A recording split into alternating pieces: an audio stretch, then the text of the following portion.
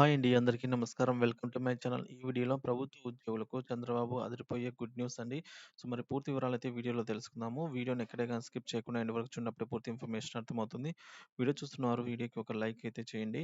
ఇంకా ఆలస్యం చేయకుండా వీడియోలోకైతే వెళ్ళిపోదాము. ఫ్రెండ్స్, ఇక విషయానికొచ్చినట్లయితే కూటమి సర్కార్ ఉద్యోగ సంఘాలకు గుడ్ న్యూస్ చెప్పింది. గత 5 ఏళ్లుగా వైసీపీ ప్రభుత్వంతో అంటకాగారని విమర్శలు ఎదుర్కొంటున్న వారికి ఇప్పుడు ఒక విషయంలో అయితే ఊరట ఇస్తూ కీలక నిర్ణయం అయితే తీసుకుంది.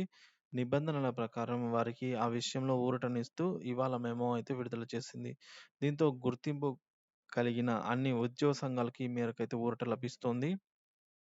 రాష్ట్రంలో ప్రభుత్వ ఉద్యోగుల ఉద్ తాజాగా ఉద్యోగుల బదిలీలు, పోస్టింగ్‌లకు సంబంధించి మార్గదర్శకాలనైతే విడుదల చేసింది. ఇందులో రాష్ట్ర ఉద్యోగుల బదిలీలపై ఉన్న నిషేధాన్ని ఆగస్టు 19 నుంచి 31 వరకు అయితే సడలిస్తున్నట్టు పేర్కొంది. ఎక్స్‌చేంజ్ శాఖ మినహా 14 శాఖలకు ఈ ఉత్తర్వులు వర్తిస్తాయనైతే అందులో తెలిపింది. ఎక్స్‌చేంజ్ శాఖలో ఉద్యోగులకు మాత్రం 5వ తేదీ నుంచి 15వ తేదీ వరకు అయితే బదిలీలు అవకాశం కల్పించింది. ఇంక తొలి విడతగా ఈ భాగంగా ఈ నెలలో రెవెన్యూ, పంచాయతీరాజ్, గ్రామీణాభివృద్ధి, మున్సిపల్ శాఖ, గ్రామ వార్డు సచివాలయ ఉద్యోగులు, అలాగే పౌర సరఫరాలు, మైనింగ్, జియాలజీ అన్ని శాఖల్లో, ఇంజినీరింగ్ సిబ్బంది, దేవాదాయ శాఖ, రవాణా శాఖ, ఈపీఎఫ్ అండ్ అలాగే పరిశ్రమలు, విద్యుత్, స్టాంపులు, రిజిస్ట్రేషన్లు, వాణిజ్య పన్నుల శాఖ ఉద్యోగుల బదిలీలు మొదలయ్యాయి.